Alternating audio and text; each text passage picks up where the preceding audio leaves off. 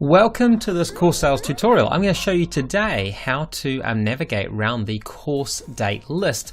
Now the course date list is somewhere you're going to spend a lot of time in because generally speaking this is where you're going to see how your courses are performing, how many people are booked on them, whether or not they've been cancelled, scheduled, how many inquiries you have, and you'd probably use this to even adding new people onto the courses. So let me just quickly show you things. So first of all, you'll notice that in the course list, and you can get to the course date list by clicking on the tab Courses and then on the icon Dates. That gives you your list of course dates.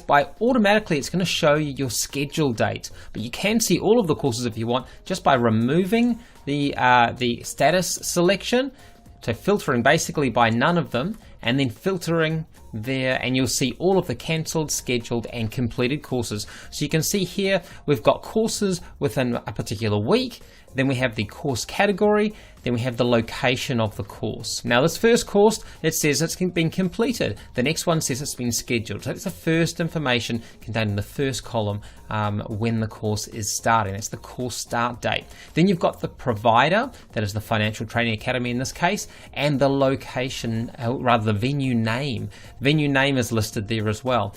We've got the price of the course, the margin to be made on the course, and the currency of the course. Then we've got a listing of the inquiries and the registrations. So the first number there is the inquiries, the second number there is the registrations, and the green bar shows the progress. You can see here further down we've got 6 registrations, and so we're around about a quarter full. So this is roughly, I think, about a 20-person course.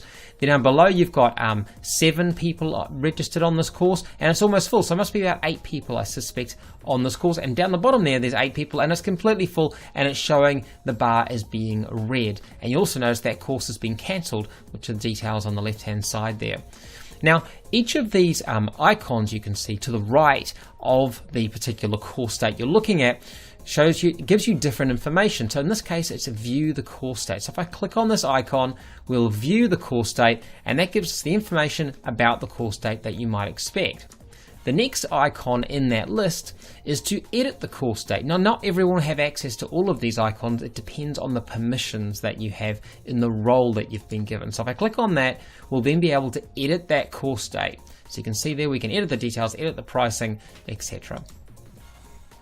On the next icon, this is to do with events. Now what you can do is you can group course dates into events, and this will look at all the courses in this particular event. So if I click on that, well, you see we're going to have a list of the courses on that event.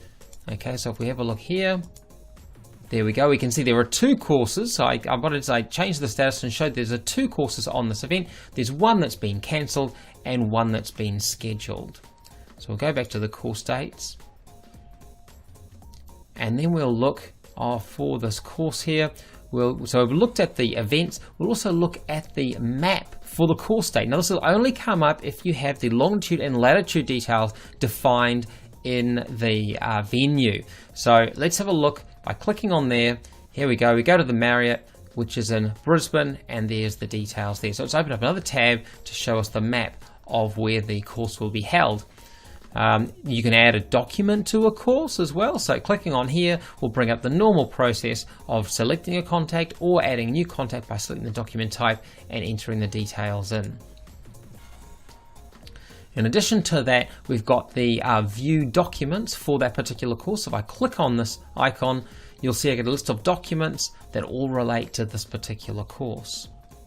And these documents can then be edited, viewed, etc.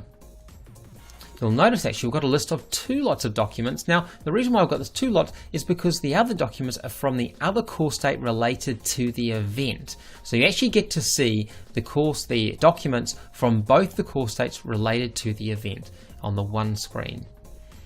You can also have a look at the status of the documents. Looking at the status of the documents, you'll be able to see, here we go, you can look at the status of the documents, and you actually look at the status of the documents for all of the people on that course date, and it gives you an indication as to whether or not an activity is being carried out. So obviously green means that it's been completed, and red in this case means it was due some time ago and hasn't been completed. You can also have a look at the registration list. So if I click here on the registration list, You'll see here in the registration list, I get a list of all the clients, all the customers, and I get their registration, external registration ID. I also get the venue location and the start date of the course for both of the course dates for that particular event. The next icon is the status history for the course date. So click on that, you'll see the activities carried out for that particular course date. Okay, so these are the saves that I've done for the course date, and there's the date and the time that I did it, and also the fact that it was Scott Spence, myself, as the user. Then finally, you can have a look at the dashboard for the course date. So looking at the dashboard will show you the profit and loss and the accumulated documents. So we've got accumulated documents here and when they've been booked. You can tell what the document prices were. And finally, you get a profit and loss analysis as to how well this course is going and whether or not it's a viable course. So look, that's the list of course dates and how you can use it. I hope you found that useful. I look forward to speaking to you at another tutorial. Thanks very much.